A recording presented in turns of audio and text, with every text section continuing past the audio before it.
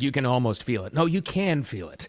That the veil is being lifted. The insanity is going away, and common sense is winning in so many different ways. I mean, I know this is a lot of headline stuff. It's a lot of news, but there was a lot of really good stuff that happened yesterday that we're going to talk about. That's why I'm so feisty today. I just love it. And you're thinking, feisty? Jesus, what was yesterday? Anyway, what happened? The MS13 terrorist supporting senator got politely but firmly told by El Salvador to GFY yesterday. And you know what that stands for. That was so beautiful. It was fantastic. And on top of that, one of the most amazing stories I've ever seen come out of the White House press room, where, let's face it, mostly boring things happen, but not yesterday. An angel mom because she had lost her daughter to a criminal illegal immigrant. This mom happened to be from the same state as the terrorist-supporting senator. And she spoke out, and she turned around and spoke directly to the White House press corps and begged them to tell the truth to what's really going on. It was an amazing moment. It really was. Maybe not as amazing as what happened in the UK. Far be it from me to cover what's going on with the United Kingdom Supreme Court, but this is a big one. Guys, girls, ladies, kids, dogs, we now know what a woman is. The real kind. I mean, it's like, this has such far-reaching implications. And I know most of the takeaway on this has been, oh, it's ridiculous. It even took a court ruling to decide this, that women will be defined as biological women. Oh, I know. But what we should be concentrating on is it actually happened. And of all places over there, which is insane. They're even crazier than we are. But it happened. And the Breakfast Club is 40 years old. 40? Yeah, 40. Remember that movie? If you're of my age and my generation, anybody that grew up mainly in the 80s, you know that movie. Well, it's been decided by some of the cast. I think all of the cast, but only one is speaking. It was too white, and you couldn't make that movie now. So as much insanity that's going away now, it still lives and is still prospering in Hollywood. But anyway, it's still good news, and I'm still feisty about it. Welcome here. Thanks for finding me. The Wicked Radio live stream, all part of Wicked Wisdom with Bill Adams, all the socials, wherever you find it, that's where you'll find me, including the audio podcast, wherever you like to get those, right there. Choose any of them and download and share, and I appreciate it so much. Let's get to all the good stuff. Little rewind. Let's go to Chris Van Hollen, a guy that's made so much news for himself this week and last week, actually the week before, the Maryland senator. There's a reason why he's in the news, because he wanted to be in the news. He's grandstanding. He's making a big deal of it, and has decided not to talk about the victims of illegal crime. All crime is illegal. Victims of crime from illegals in his state. That's a better way to say it. But the MS13 gang members that were deported, he's defending them instead. So remember, he decided he was going to make a big trip, a field trip. He was going to go to El Salvador, and he's going to stop and, posture up, and he's going to talk to the president of El Salvador himself, and he's going to get things done for a resident of his state who's actually now a resident back in El Salvador. Remember this? Well, this was when he landed yesterday. This is how it all began, where he's in the limo going to El Salvador as he just landed in the airport. How did it go, Chris? I just landed at the airport in San Salvador a little while ago. I'm now en route into the city, looking forward to meeting with the team from the American Embassy. And I do want to thank our Foreign Service officers and the whole team at this embassy and embassies around the world for all the good work they do on behalf of our country. Yeah, blah, blah, blah. And then he went on to talk about all the committees on and all that typical political crap, what he is. That's how it started. How's it going now? Well, I'll tell you how it went. He got there, and the El Salvadoran president, Bukele, refused to meet with him. So they very politely, but firmly, told the terrorist-supporting senator from Maryland to go F yourself in no uncertain terms. But he did make contact with the vice president. I don't know who that guy is in El Salvador, but he also stuck with the party line there, and he also said no. So Chris now is before the international media with a bunch of cameras on him, and he said, well, I even asked to just speak to, and I won't mention his name, to speak to the MS-13 member in the maximum security prison, and I asked to just ask him over the phone, how's that going? Well, how did it go, Chris? He said he was not able to make that happen. Oh. I can't love this enough. It makes me want to support El Salvador. Do they take cruises to El Salvador yet? Because I think I need to support their economy somehow. That's how it's done. this grandstanding fool who has decided to support. This is the hill they want to die on. You know what's amazing thing, too? Because I'll hear from people, and it's like you hear, or even just social media chatter, and a lot of people who just can't stand Trump. They just can't stand so anything that happens, that's Trump deportation policies or any other policy from the administration, they just hate. You know what's really quiet today? People commenting on this, as the more you hear about this MS13 gang member that got deported. They're really quiet about it because they'll be like, yeah, I hate Trump's deportation immigration policies, but I don't know if this is the one that this senator should be fighting for. I don't know if this is the hill we should be dying on. It's stone quiet. You know what else is going to happen? Remember Cory Booker and all these other politicians were saying that they're going to organize a big field trip. We're going to go to El Salvador. We're going to demand his release. We're going to do you think that's going to happen now? They let this Chris Van Hollen guy go first. Chris, go test the waters, see how it goes. You think they're going to go now? Absolutely not. Because they're just all grandstanding fools. That's all they are. They don't want to be embarrassed. So that was fantastic. That's one part. But a little bit of development now on this guy, this wonderful character that the mainstream news tried to tell you was a wrongly deported Maryland dad, father of 3. Oh, it's just so sad. Well, was it really? Because first piece of information we found out was 2 courts had decided and determined, irrefutable evidence that he was affiliated with the very deadly MS13 gang. I'll tell you about them in a second. I forgot to tell my story from yesterday. Second part is, had domestic violence calls made against him from his spouse and family. And then yesterday, another bombshell. While Chris Van Hollen, the grandstanding senator from Maryland, was trying to get a meeting in El Salvador. Well, isn't this interesting? Here's another piece of information that came out about this character. The Tennessee Star broke a story while all this is happening, like in real time, that in 2022, our wrongly deported Maryland man, a.k.a. gang member, was stopped driving without a license, and Tennessee Highway Patrol suspected him of trafficking the 7 people inside. They learned he was on a terror watch list. So they called Biden's FBI, but Biden's FBI told the Tennessee Highway Patrol to release him. This is the guy that they're making a political chess piece. This is their one. This is their shining, perfectly legal citizen, in their words, that they're making a fight of. This is what they're going to do. This thing fell apart faster than paper mache in a pond.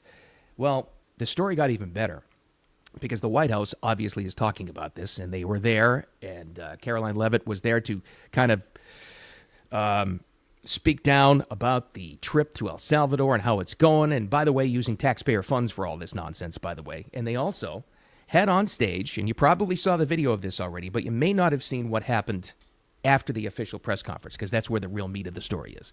Patty Morin is an angel mom and a Maryland resident, very relevant to the story here.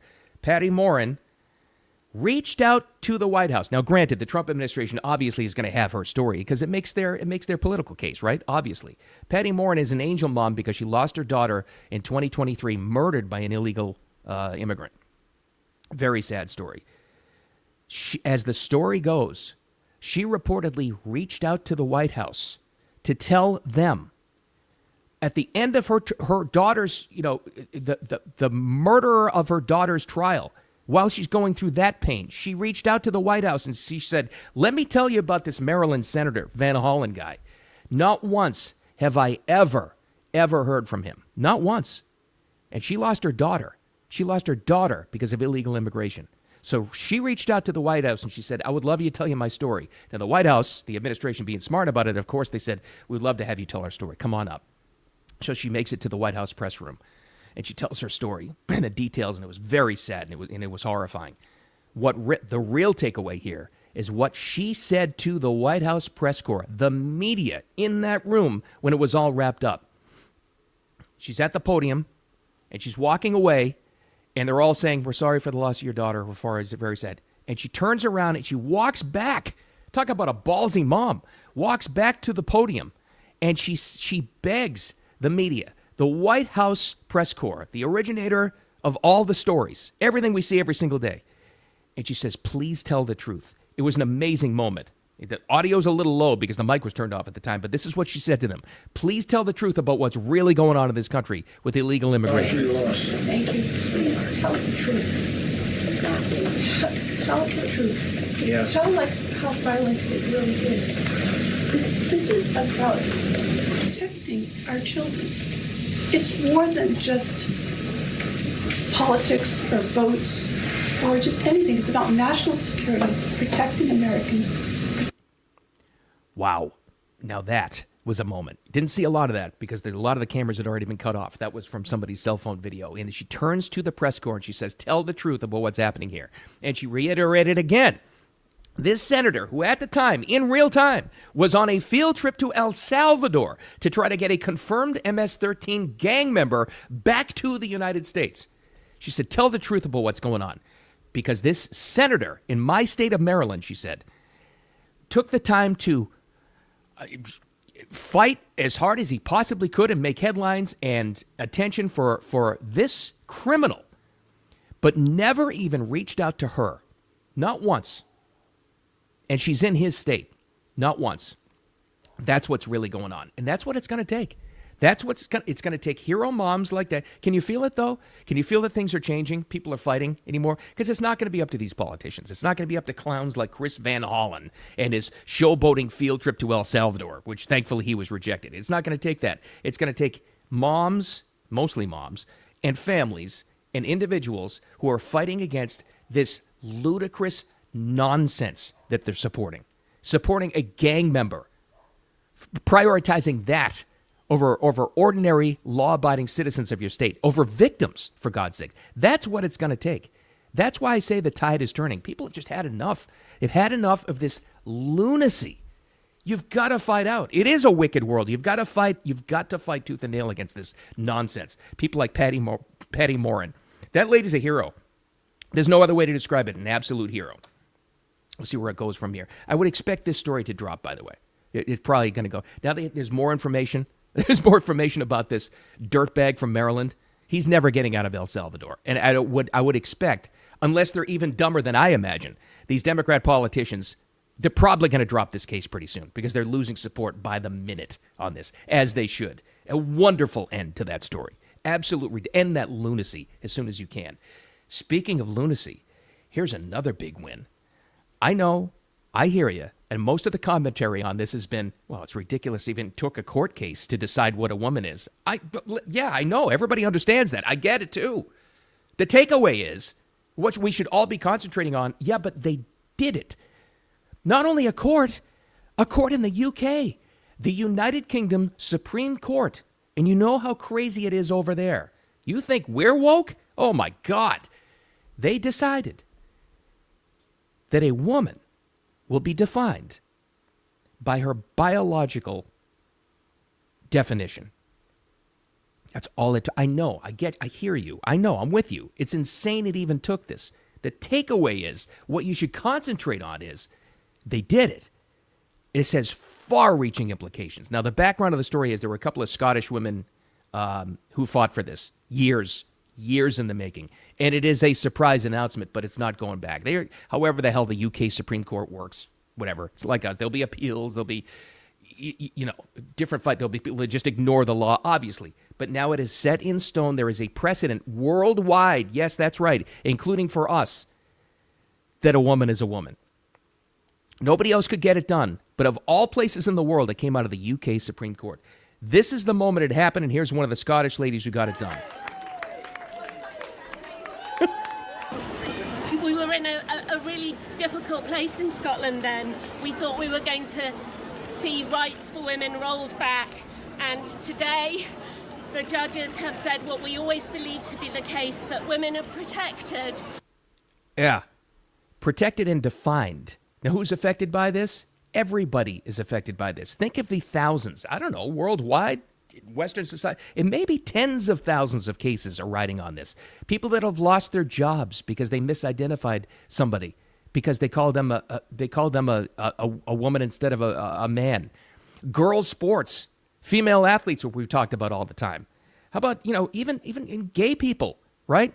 Who have been lesbians, who have been called transphobic because they refuse to date a man pretending to be a woman. Far-reaching effects by everybody. This is an amazing development. One of the people who's most happy about this, J.K. Rowling. That's right, of the Harry Potter series. She's been on that. She's no fan of like Trump, that's for sure. We know that. But she has enough common sense to be fighting against this lunacy that they've been pushing for years. And she wrote and celebrated a lot on X last night about the result of this UK Supreme Court ruling. And she said the winners, listen to her listing.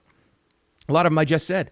Women and girls, including trans-identified women, continue to benefit from maternity rights, etc. Interesting point. Gay people, freedom of speech, freedom of association, those at risk of discrimination for belief in the material reality of sex. Massive, massive win for common sense that will have far-reaching effects. Will it matter? Still going to be people ignoring the law over there and over here, but it's a massive first step. Huge. And the more I think about it, sorry, my fellow guys, women are getting it done. They really are.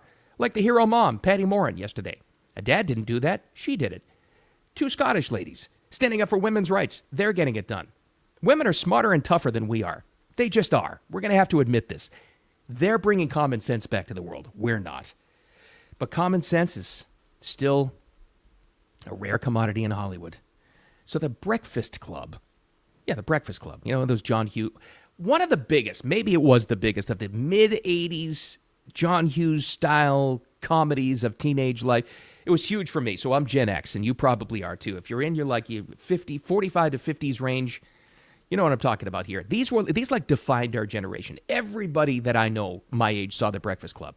Massive hit. Well, this is a little bit sad, but still relevant to the story. Breakfast Club has celebrated now its 40th anniversary. Oh, that hurts. 40.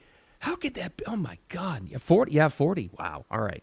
So they brought all the cast of The Breakfast Club together. First time since the end of that movie that they've been reunited, by the way. And they're all still alive, which is kind of cool. So that was nice. So they're all there. And side note, take a look at the picture. You're going to feel good about yourself because I will bet you're going to look at the cast of The Breakfast Club that may be your exact same age and say, you know what? I look better than about 90% of them. You'll feel good about yourself because these were the teen idols of the 80s, if you remember. If you saw that movie, you know what I mean. Well, Molly Ringwald, probably the biggest star to come out of that whole series. She had a statement yesterday for the 40th anniversary. You give actors a microphone and they're gonna, you know what's coming. You know what's coming. And here's the thing. This wasn't even prompted by a question. There was nobody in the audience. There's nobody from Variety or nobody else or the Hollywood Reporter that said, could you make The Breakfast Club today, seeing that it's so overly Caucasian? Nobody asked that. She brought it up on her own. And this is where they continue to show that Hollywood is completely out of touch. Here's what she said yesterday. No, and if you were to remake that now, I think it would have to be much more diverse. And it would have to be... you couldn't make a movie that white now. This movie. And there it is. Again, not prompted by anybody, talking about the whiteness of The Breakfast Club.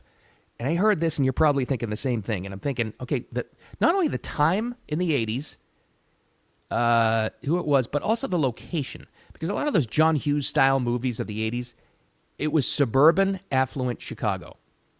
Just Home Alone, Breakfast Club, Ferris Bueller. Like, there's a lot of money in that. And that's, to me, as I remember, this is what they were pointing out.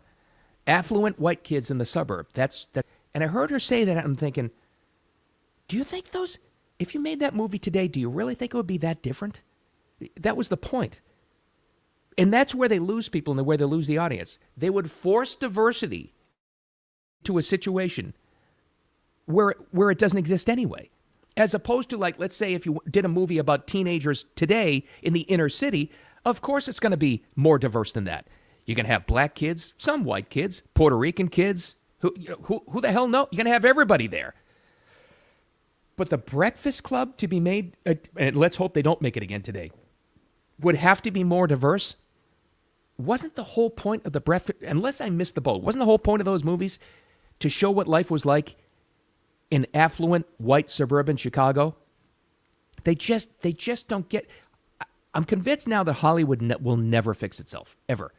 when you got people like that saying those kinds of things. Again, not prompted by anybody, but she felt the need to fit it in there so she can still be invited to the